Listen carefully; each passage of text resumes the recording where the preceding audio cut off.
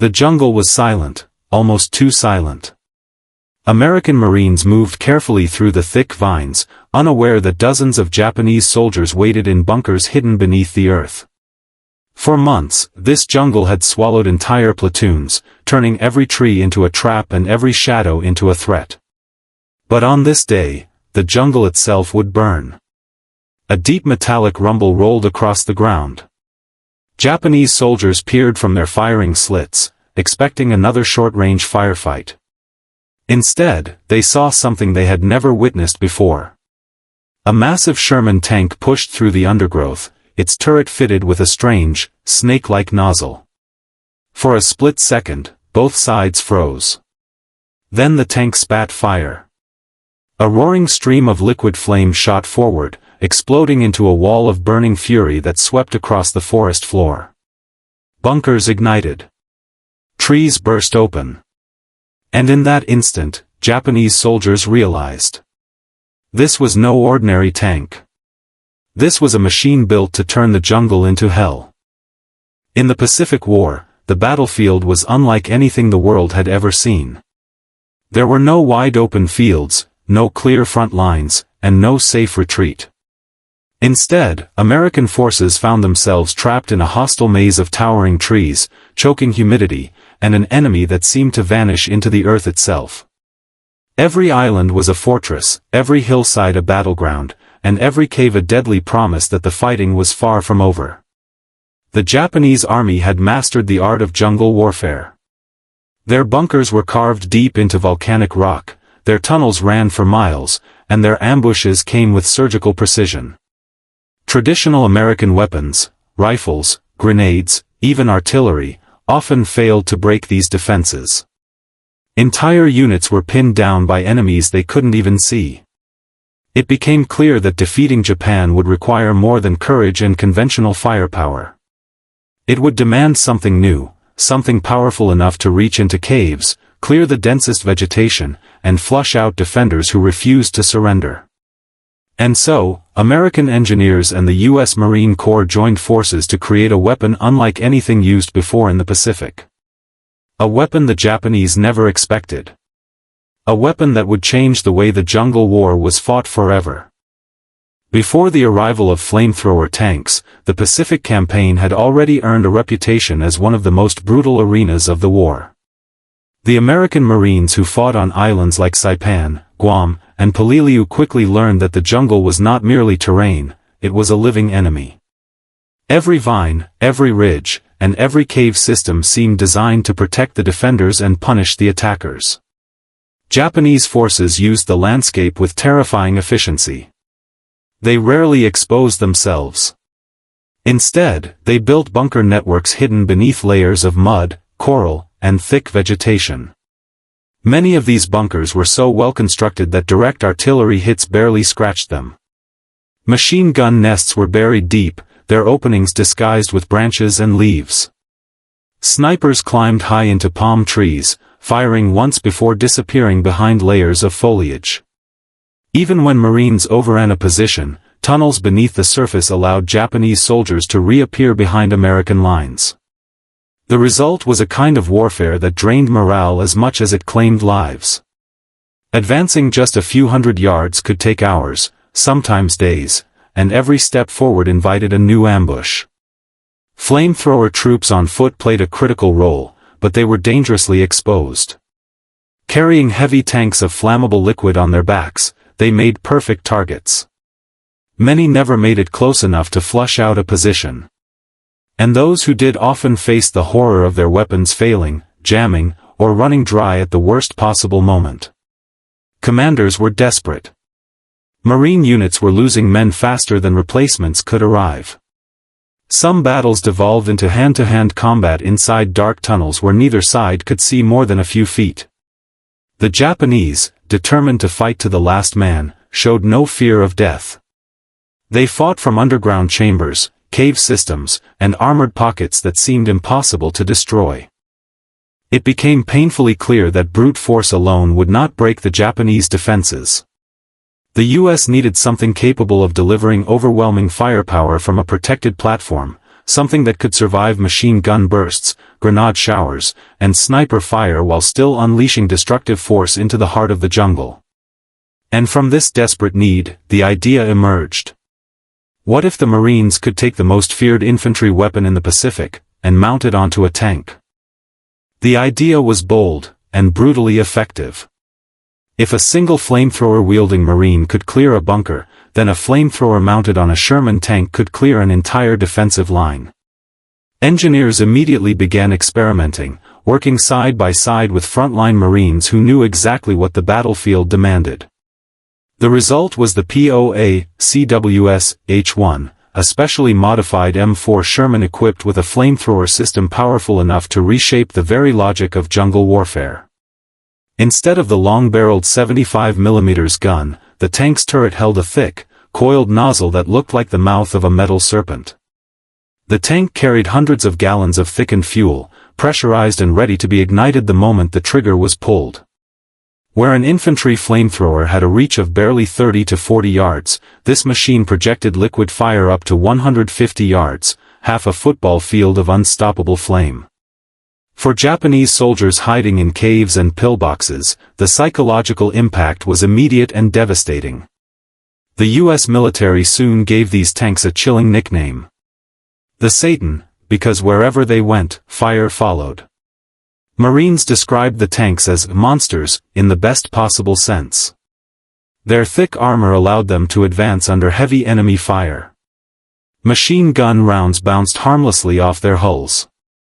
Grenades simply rattled against the plates. Even anti-tank guns struggled to get a clear shot through the dense foliage before the tank unleashed its own terrifying response, a roaring jet of fire that swallowed everything in its path. Inside the tank, the crew worked in tense coordination. The driver pushed through vines and roots, crushing trees under the treads. The turret operator adjusted the angle of the flamethrower, searching for hidden bunker openings. And the flamer operator, the man behind the trigger, waited for the order that would turn the jungle into an inferno. For the Japanese defenders, who had prepared for guns and grenades, this new weapon defied understanding.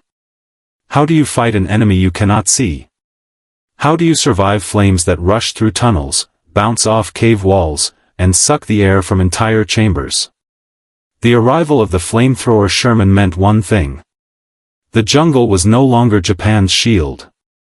It had become America's most devastating weapon. The first true test of the flamethrower Sherman came on a humid, suffocating morning on the island of Saipan. Marines had been pinned down for hours by a network of Japanese bunkers carved into a hillside overlooking a narrow clearing. Every attempt to advance had ended the same way, machine gun fire erupting from unseen slits, mortars dropping from invisible positions, and snipers firing from deep within the trees. The jungle seemed alive with death. Platoons lay flat behind whatever cover they could find, fallen logs, shallow depressions, or the bodies of men who had tried to cross before them. Smoke drifted between the trees as medics crawled on their stomachs, dragging the wounded back one by one. Officers exchanged desperate glances. They couldn't stay here, but they couldn't advance either. Then a distant rumble began to grow. Branches snapped. Birds scattered. Small trees toppled under the weight of something large forcing its way through the undergrowth. Marines lifted their heads, shielding their eyes as sunlight glinted off armor plates. The flamethrower Sherman emerged like a steel beast forcing its way out of the earth. Its hull was streaked with mud. Its turret turned slowly, scanning the treeline as the long flamethrower nozzle swayed like the head of a hunting animal. For the first time that morning, the Marines felt hope. "Make way," someone shouted. "The flame tank's here." Japanese soldiers inside the bunkers heard it too, the unmistakable growl of tank tracks. They prepared for the usual battle plan. Hit the tank with concentrated fire. Aim for the treads. Force it to stall. Then swarm it with grenades and satchel charges. But when they saw the strange shape of the turret, their confidence cracked. Marines signaled the tank forward. Its engine roared as it climbed the small rise, stopping in front of the largest bunker complex. Bullets pinged off its armor harmlessly. A mortar shell exploded behind it, throwing dirt high into the air, but the tank didn't flinch. Inside the steel belly, the crew was calm, focused. "Target the left bunker," the commander ordered. The flamer operator adjusted the turret. "Ready." Outside, a Japanese machine gun burst furiously, as if trying to drown the tank in sheer volume of fire. Then the order came. "Fire!" A blinding stream of flame erupted from the nozzle with a deafening roar. It shot forward like a living creature, twisting, curling, and exploding into a massive cloud of fire that engulfed the entire bunker face. Flames poured through openings, raced along the ground, and leaped up the trunks of nearby trees. The jungle didn't burn. It detonated. Japanese soldiers screamed inside their tunnels as superheated air rushed in, sucking the oxygen from the chambers. Those who weren't touched by the flame were suffocated by the pressure of it. Within seconds, an enemy position that had held firm all morning was silent. Marines watched in stunned awe. They had seen flamethrowers before, but never anything like this. The flamethrower tank had turned an impossible advance into a path of fire, and for the first time, the jungle itself felt like it belonged to them.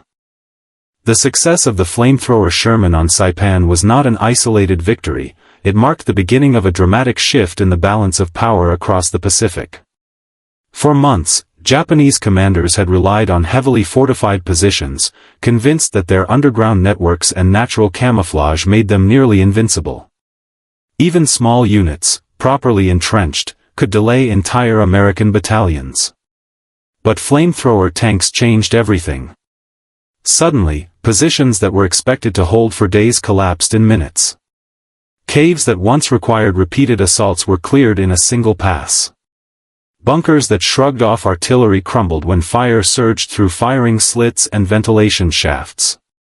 The Japanese had prepared for bullets, explosives, and direct attacks, but not for a weapon that could reach them in the very places they believed they were safest.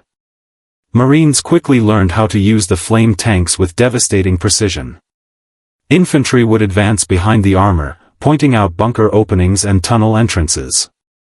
The tank would roll forward, shrugging off small arms fire, and unleash a torrent of flame that swept across the target like a fiery tide. Once the flames receded, Marines would move in, often finding positions completely abandoned or filled with silence. The psychological impact was just as significant as the physical destruction. Japanese soldiers who had once fought with unshakable resolve now faced something they had never trained for. Many believed dying in battle was honorable, but burning alive inside a sealed bunker was a fate beyond terror. Reports from captured Japanese officers described the flame tanks as demon machines and the enemy of all defenders. Even the most hardened units began retreating deeper into cave systems or launching desperate suicide charges before the tanks could get within range. American commanders took note. They began assigning flamethrower Shermans to the spearhead of major offensives.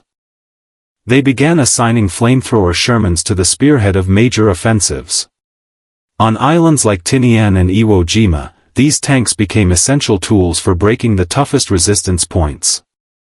An operation that might have cost hundreds of lives could be completed with a single well-placed burst of flame. For the first time in months, Marines felt they had an answer to the nightmare of jungle and cave warfare. The battlefield was no longer dictated solely by terrain and enemy defenses. With the flamethrower tank leading the way, America had introduced a weapon that reshaped strategy itself. And the Japanese knew it.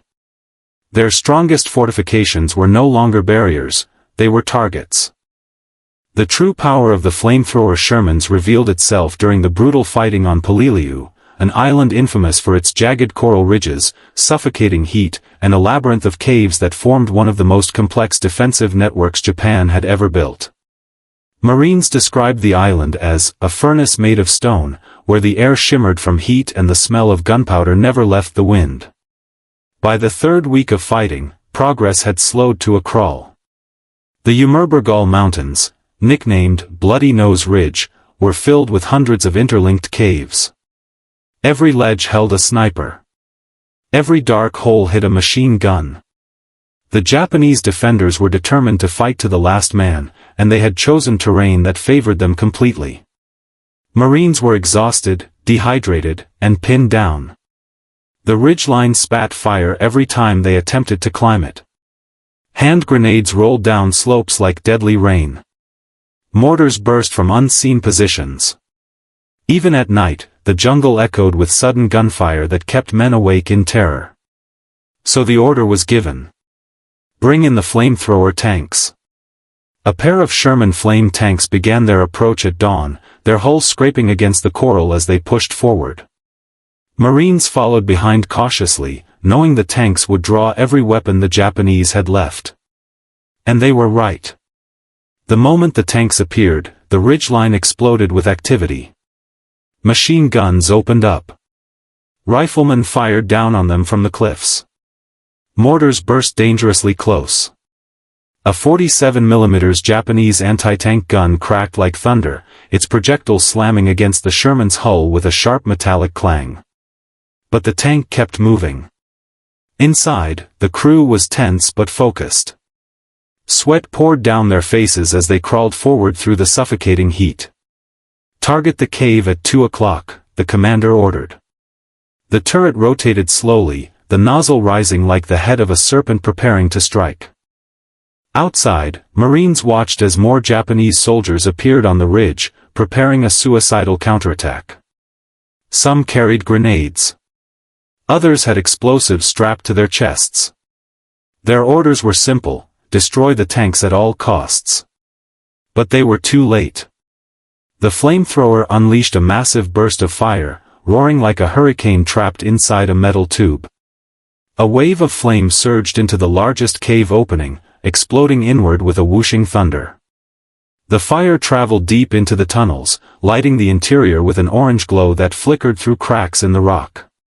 The explosion of heat was so intense that even Marines standing far behind felt the air ripple against their faces. The Japanese counterattack faltered. Some soldiers simply froze, stunned by the sudden inferno. Others turned and ran deeper into the ridge, only to be met by suffocating heat that raced through their tunnels faster than they could escape. The second burst sealed the moment. The entire ridgeline seemed to breathe fire.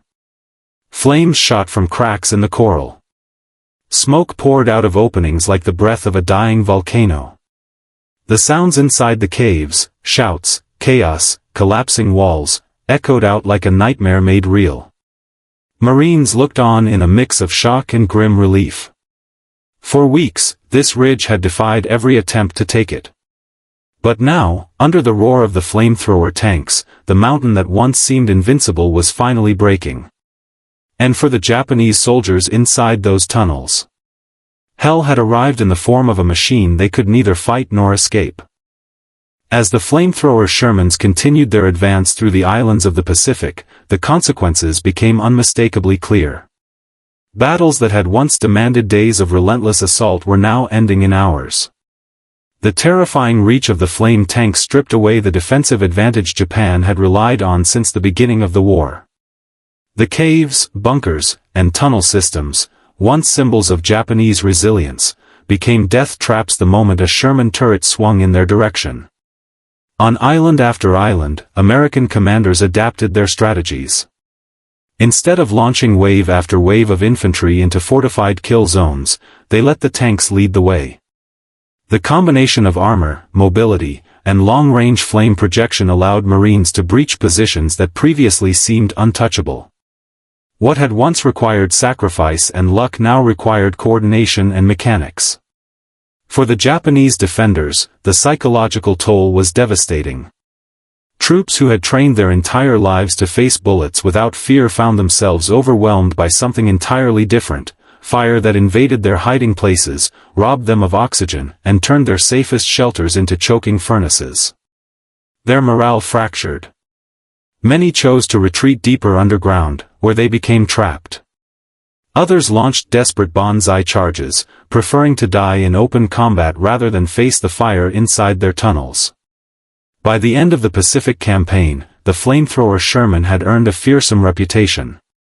To the Marines, it was a life-saving breakthrough, a weapon that saved thousands of Americans from walking blindly into fortified ambushes. To the Japanese, it became a symbol of unstoppable destruction, a reminder that even the jungle, once their greatest ally, could no longer protect them. When historians later studied these islands, they found traces of fire still etched into the coral and stone, scars left by a machine that forever changed the nature of the war in the Pacific. When the flames finally died and the echoes of battle faded into the jungle, the islands of the Pacific were left scarred in ways that would never fully heal. The flamethrower Shermans had turned the tide of war, but their power came with a sobering reminder of the cost of such victories. Behind every bunker burned and every tunnel cleared were lives shaped by desperation, fear, and unbreakable resolve. For the Marines who walked behind those tanks, survival often depended on machines they barely understood but deeply trusted. For the Japanese soldiers who faced them, the fire became a symbol of an enemy they could not stop, no matter how fiercely they fought. And in the end, the flamethrower tank told a story larger than war itself. A story about how far nations will go. How deep humans dig to survive.